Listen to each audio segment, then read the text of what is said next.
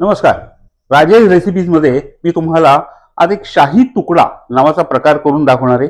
सोपा प्रकार आहे. अगदी सगळे पदार्थ रेडीमेड सुद्धा असतात. काही लग्न समारंभांमध्ये हा प्रकार आवर्जून केला जातो. मी तो थोडासा वेगळ्या पद्धतीने करणार आहे.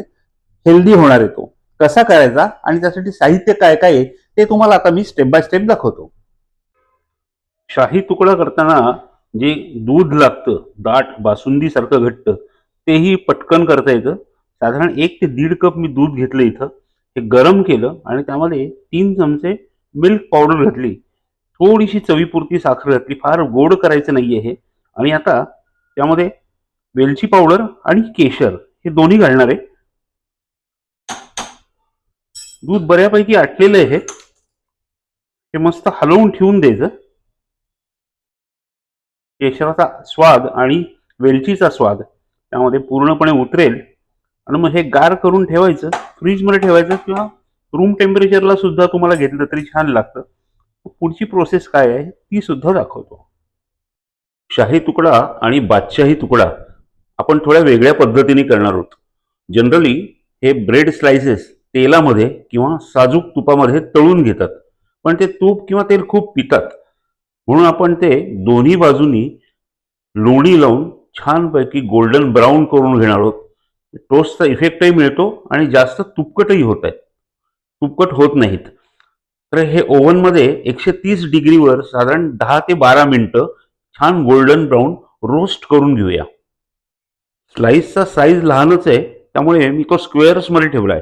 तुम्ही ट्रँग्युलर शेपमध्ये करू शकता किंवा राऊंड शेपमध्ये करू शकता आणि ह्याच्यासाठी तुम्ही व्हीट ब्रेड सुद्धा वापरू शकता. तर आता हे ब्रेड स्लाइसेस आपण छानपैकी टोस्ट करून घेऊयात. आपला शाही तुकडा शाही पद्धतीनेच झाला पाहिजे नाही का? मग त्यासाठी बदाम, पिस्ते आणि काजू चॉप करून घेऊन साजूक तुपावर परतून घेणारे आणि हेच तुकडे मी आता शाही तुकड्यांवर पसरून घेणारे, म्हणजे त्याची खुमारी अजूनच वाढणार आहे. तर शाही तुकड्यासाठी लागणारे ब्रेडचे केलेले टोस्ट लोणी लावून ओव्हनमध्ये भाजलेले तयार आहेत. तर आता हा शाही तुकडा आणि दुसरा एक प्रकार बादशाही तुकडा, तोही प्रकार काय सांगतो, ते कसे करायचे ते दाखवतो.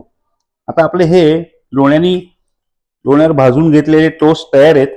हे जनरली तळून घेतात, पण तळण्याच्या ऐवजी मी ते लोणी लावून ओव्हन मध्ये भाजलेत.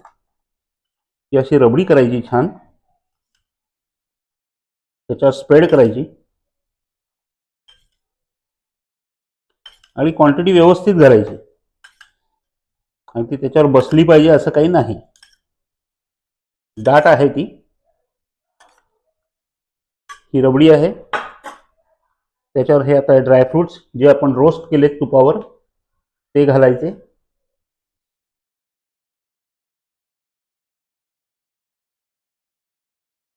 आणि बादशाही तुकडा जो मी म्हणतोय तो हा एक टोस्ट घ्यायचा आणि ह्याला श्रीखंड लावायचा. हा मला जो क्लिक झाला तो मी करतोय. हे मी ब्लूबेरी श्रीखंड आणले. तुम्ही कुठलीही फ्लेवर वापरू शकता.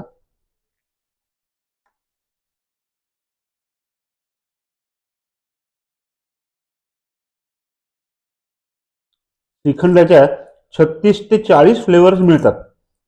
कुठलीही तुम्ही वापरू शकता जी तुम्हाला आवडते ती. हे खूप छान लागेल. आणि ह्यावर सुद्धा आपण ड्रायफ्रुट्स गार्निश करणार आहोत. तर असे शाही तुकडा आणि बादशाही तुकडा दोन्ही तयार आहेत. कसे झाले ते आता माझ्या नातवालाच विचारतो. आज त्याला 25 डिसेंबरची सुट्टी आहे ख्रिसमसची. त्याचीच आपण आता अप्रुव्हल घेऊया. बघूया काय म्हणतो ते. आता द्रिशांत खाऊन बघणार आहे आणि सांगणार आहे कसं झालंय ते.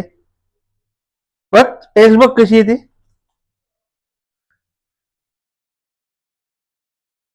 प्लेट घ्या आता चालेल. कसं लागतंय जोरात. असा हा शाही तुकडा आणि बादशाही तुकडा दोन्ही तयार आहेत. तुम्ही करून बघा. करायला अगदी सोपं आहे. हे टोस्ट तयार करून ठेवता येतात, रबडी तयार करून ठेवता येते, श्रीखंड ज्या फ्लेवरचं आणाल ते रेडीमेड असतं. अक्षरशः 5 ते 7 मिनिटात हा प्रकार तयार होतो.